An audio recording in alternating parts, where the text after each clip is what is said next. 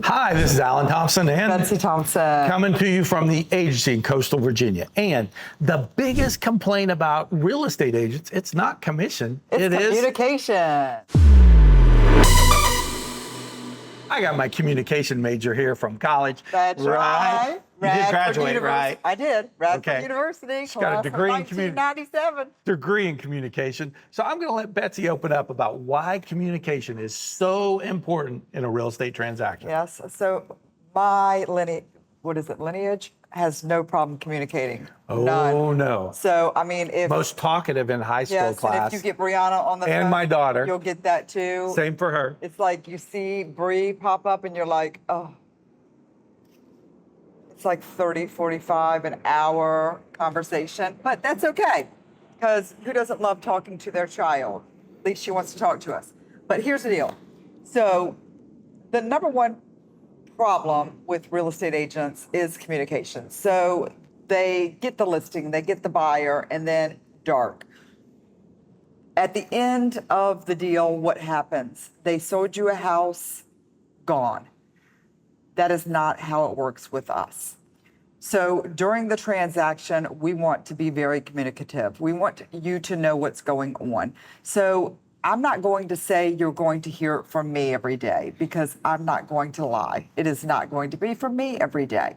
So, however, Hannah, Amanda, Vicky, whoever is that part of the transaction is keeping you informed on what's going on all of the time.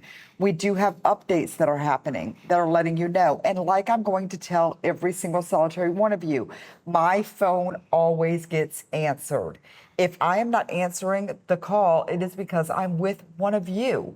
And I am going to quickly let you know, hey, look, I'm going to call you back.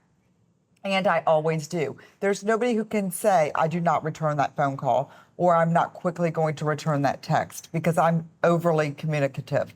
But that being said, after the fact even, you are always going to be able to reach out. You're always going to be able to hear from us. Do you need a vendor? I'm going to quickly tell you, that's Vicky's lane.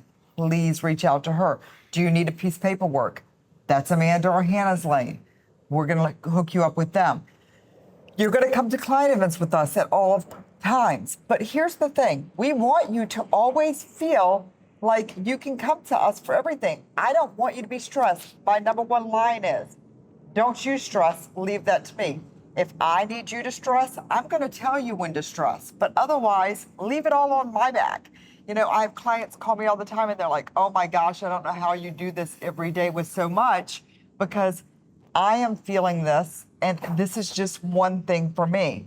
You know, I had one of mine just recently and they were so cute and they're like, oh, Betsy, we don't know how you do this every day. You know, we haven't sold a house or bought a house in 30 some years. And this is just so much. I know it's so much, but this is why you have us. Right. You have us to do all of that. One of the things we ask when we do our client intake form, we've got a form, and we said, how do you like to communicate? Do you like phone calls? Do you like text? Do you like email? Mm-hmm. All of those matters. Now, we know legally certain things we're going to send in emails because we want a certain record. Now we have to keep our text also, just so you know. If you go into your Apple iPhone and go into settings and click your name and face and then click on iCloud, you can see a little thing, messages. We ought to have a contest, okay? I want a contest. Submit below, like us, love us, follow us, and give us your guess estimate on how many texts Betsy has in her iCloud. I will give you a starting number. It's well over 100,000. So go ahead and I have 170,000 in mine, and I took 30,000 out. So let's give a guess. Of all of you that guess, we'll give a $50 gift card to the closest one that answers below. So we keep all of this together and we communicate and we track everything. We like to over communicate because here's what happens. If the number one complaint against agents every year at the National Association of Realtors, or just publicly, all the complaints, my agent never communicated with me. And here's what happens. The transactions have timelines. They've got offer submission. They got inspection timeline. If the agent is not communicative and involved, we've seen agents lose deals and deals fall apart because the agent on the other side wasn't communicating either with their client or with us. And in today's world, COVID caused some things to happen in our industry. We actually have a pretty good market going on. A lot of people are saying we have a bad market. A lot of agents are saying they're down this year. It's not because we have the fewer transactions. It's because we have so many extra agents with this number of transactions. Those agents are doing 1, 2, maybe 3 deals if they're really good part-time agent out there in the marketplace. Do you know that some of those agents work in either secure government facilities or military facilities, or some of them work at just jobs that they can't answer questions during normal business hours? They actually say that they're full-time military. Yeah, like I said, we had one last week. One of the agents somebody told one of my agents, this is my side hustle.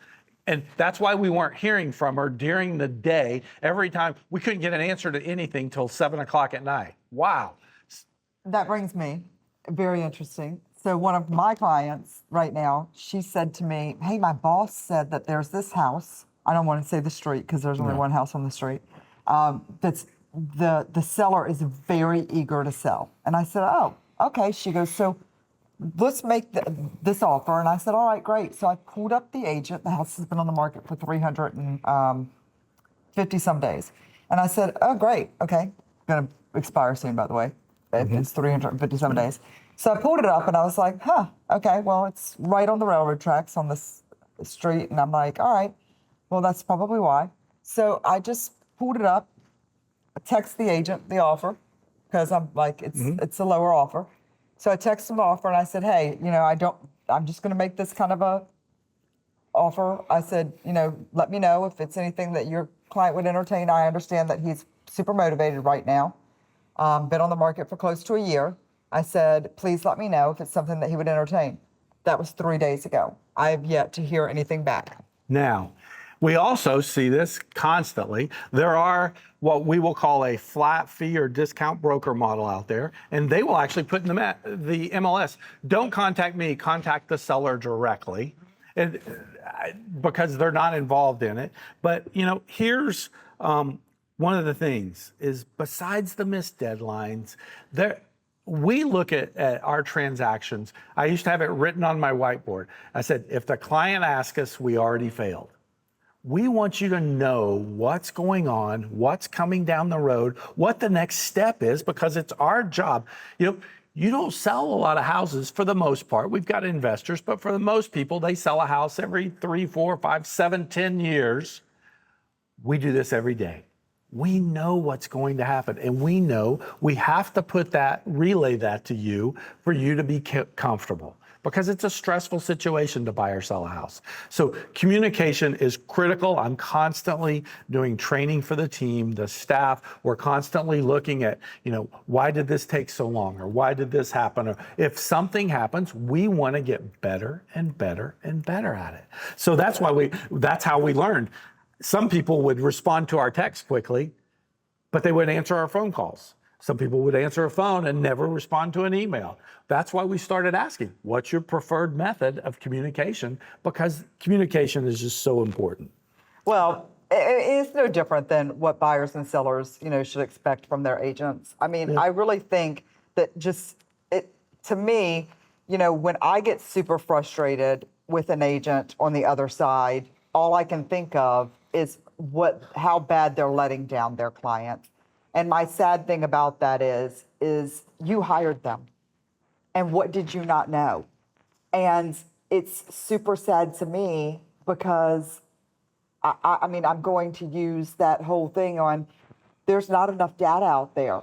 I think Homes.com has done probably one of the best at telling people how many houses agents have sold. Because you can actually see the data on how many houses an agent has sold on Homes.com versus all of the other sites that you actually can't see it. Zillow is fake. It doesn't show the houses that agents have sold. Yeah.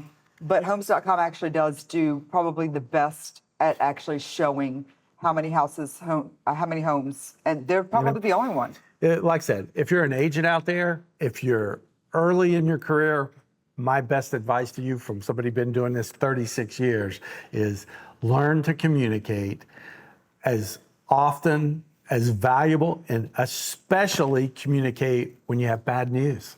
You know, some people will think, oh, I don't want to say that. I don't want to tell this. And Oh, they it just kills avoid me. it. I'm like and this. avoid Oh, it. my gosh. I promise you, the problem is not getting better because you are not giving the bad news to your client. Nope, I'm just like, pick Or up the to phone the- call, get it over with. Or to the co-broke agent. If you have bad news on your side, I mean, if we have a listing and we got a solid deal and it's moving toward closing and everything's good, and you're on the other side and your buyer loses their job and doesn't qualify. I can remember when the Ford plant closed. I can remember when all these things, if it happens, pick up the phone, put your big girl, big boy panties on, whatever the saying is, and call the other agent and tell them, hey, here's what it is. And if it's a problem that can be dealt with, here's what it is, and here's what we're doing to remedy the problem. That's the important thing you can't stop problems from happening in deals. We tell people this all the time. We can't stop problems. However, we, with our experience, have most likely seen it before somewhere down the line. We know what to do. We know what actions to take. And that's the important part about communicating. Right. So if you're worried about the transaction, if you're a little nervous before you get into it, listing your house or buying your house, the most important thing is for you to have knowledge. The most important thing is for that knowledge to come from a professional advisor. Right. Call us up. We will list your house, market your house, sell your house. We will work with you as a buyer. And I promise poor communication will not be something you ever say about us. Real estate is stressful enough. Call us and we'll handle it from there. So until next time, Alan and Betsy. See you soon. Sign up down below.